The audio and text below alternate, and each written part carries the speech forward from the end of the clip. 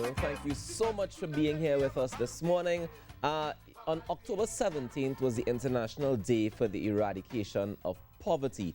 And this morning I have two members from the Social Investigations Division joining us to chat about what that means going forward. I want to welcome the Director of the Social Investigations Division, Sion Raymond, as well as Research Specialist in the Social Investigations Division, Sassanal Martin. Good morning and welcome to the Now Morning Show. Good morning. Good morning. All right, I want to start with you, Sassanal. Can you tell me why are we celebrating International Day of Eradication of Poverty? What does it even mean? Hi, thank you for that question. Well, the International Day for the Eradication of Poverty is basically a day that the United Nations observe annually to acknowledge the efforts and struggles of people living in poverty. And it's just giving them a day to make their concerns heard. And the Ministry of Social Development and Family Services, as the lead social sector ministry, which has the overall mandate to deliver the government's social development agenda, which, as you know, includes poverty eradication. It's just a day that we have to stand in solidarity with those persons living in poverty. That's why we say. Sion, tell me, how do we define poverty? Okay, thank you very much for that question. This is actually one of the most important questions around the issue of poverty. As many of us grew up at a time when poverty was primarily associated with an empty stomach or economic well-being and income. But now, in our current reality, poverty is more than just the inability to feed oneself. The concept of poverty has changed over time and is now considered to be multidimensional. And the Ministry of Social Development and Family Services has also transitioned itself to treat with multidimensional poverty. Take, for example, as a result of the COVID-19 pandemic and the wide use of technology, some of our key services have been offered online. Many of our training programs and workshops are also conducted virtually in an effort to bridge the technology gap amongst the poor and vulnerable in our society. Sion, tell me something. If it is that we're discussing poverty, how are they getting access to these things online? Because chances are, if we're talking about multidimensional poverty, it means that you probably do have devices or you do have internet connection, or at least not a stable enough one. So how does it make it accessible to them? Right, so the ministry understands the reality out there, and it's not an exaggeration to state that the current pandemic has touched practically every aspect of life, particularly those persons who are already disadvantaged and marginalized. And while we have over 18 grants, and the information on these grants are on our website, we also give persons the opportunity to apply online, but we also allow persons to come into our office. We observe all the COVID-19 protocol, so persons can continue to visit their local district office, as well as our head office at Port of Spain, and we would ensure that we treat with persons and give them the access to the grants and services that we have to offer. All right, so you guys are offering grants and services and fighting against poverty, but I'm still not clear on how do I know if I'm actually in poverty? You said it's not just whether or not my stomach is empty. I'm curious still as to what defines poverty in terms of, is there a financial cap? Is there to say, well, if I have X amount of money coming in every month, then I'm considered poor? If it is that, you know, I am unable to meet my debts or whatever the case is there a clearer definition that we can get? Hi. Well, like Mr. Raymond said, poverty is a multidimensional concept. And that really means that it means different things to different people. I remember once we were doing some focus groups, and one child actually said, poverty is like a pillow. Many different things come together to form it. So while it may not be so totally clear, I would say that in terms of the multidimensional aspect, there's a focus on three main deprivations, which is mainly, your access to health, how much access you have to education, as well as, your living standards, the infrastructure, what type of toilets, because out there in Trinidad, some persons still use pit latrines and all of these things.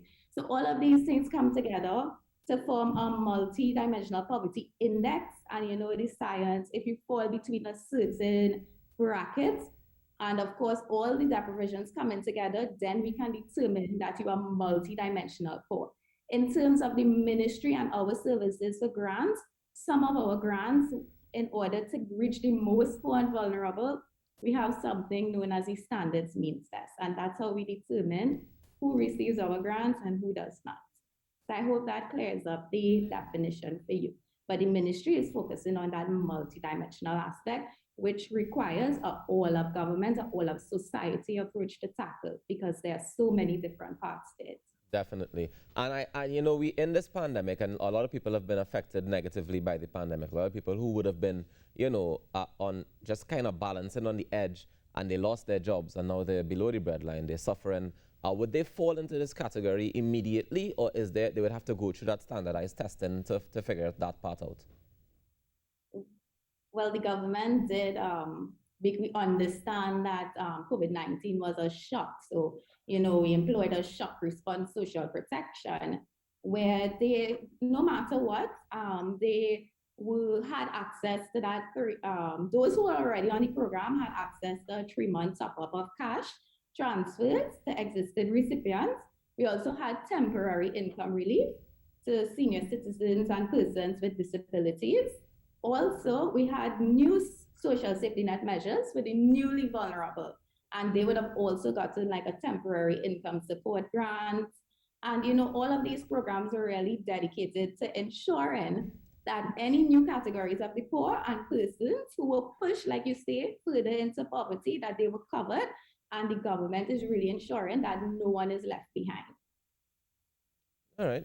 I know that people were saying and complaining that they were having issues accessing some of these grants. Have those issues been sorted out? I know that those issues are being sorted out because, like the minister would have mentioned, there were a lot of measures in terms of to rectify. We found out that persons applied for checks illegally, and we are dealing with that in terms of the new unit, the compliance unit that is being set up to ensure that we really are reaching the most poor and vulnerable. Okay. All right. So let's get into some of the activities that you guys have planned for to you know, commemorate the Day of International Day of Eradication of Poverty. Yes, so we at the Ministry of Social Development and Family Services are excited to commemorate IDEP 2021. And to do this, we have a week-long program of activities planned for the general public and staff, captioned with the hashtag #EndPovertyTT. This week began last Friday, October 15th, with our launch. We also have our essay writing and spoken word competition, which targets young persons between the ages 14 and 18. This also gives a young person the chance to become our Junior Minister of Social Development and Family Services.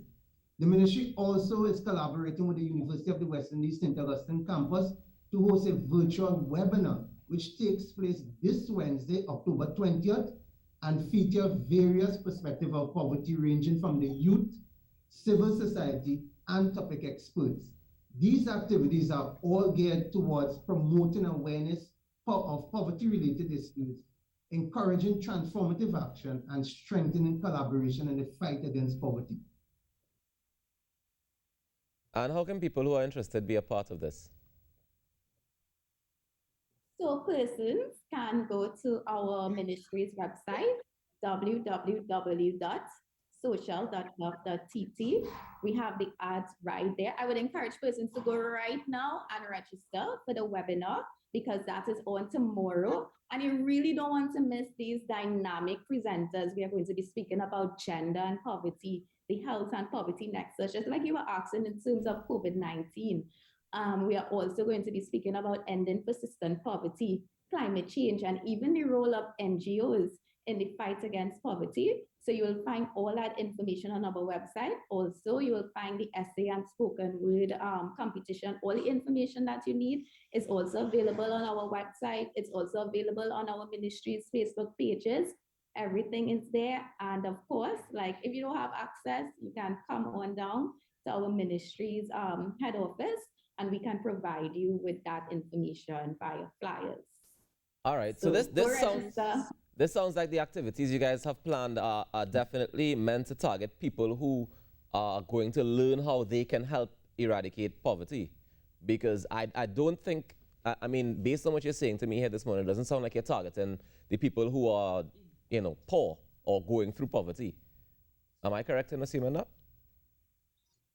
No, I wouldn't say that because I believe there's something for everyone to get, and it's also targeted to those living in poverty. Right. It's also targeted to the young persons, it's just to the general public, and you will get something for everyone. That's why the range of panelists is so broad Right. because But there's I'm still something for curious as to how somebody living in poverty without, you know, the devices needed to connect to these virtual presentations, how are they to access it? Because even if they come down to the office, would they be able to access the seminar from in the office?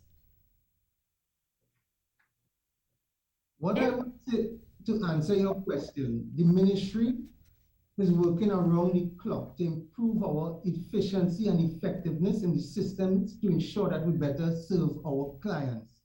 I would give the commitment that the ministry will continue to spare no effort in assisting the poor and vulnerable in our society.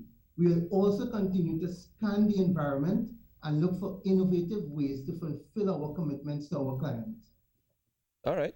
Well, I want to wish you guys all the best with this webinar happening tomorrow. Guys, go out there and register and be a part of it so you can learn how you can do your part in the eradication of poverty. I want to thank you so much, Director Sion Raymond, as well as Research Specialist Sasson and Martin, both of the Investigations Division at the Ministry of Social Development and Family Services. Thank you guys for joining us this morning. Yes, Thank you for having us. Take care. You know, it's interesting. Black Stallion has a song where he says, sufferers don't care who migrate from where, and they don't care about a whole bunch of things. The only thing they care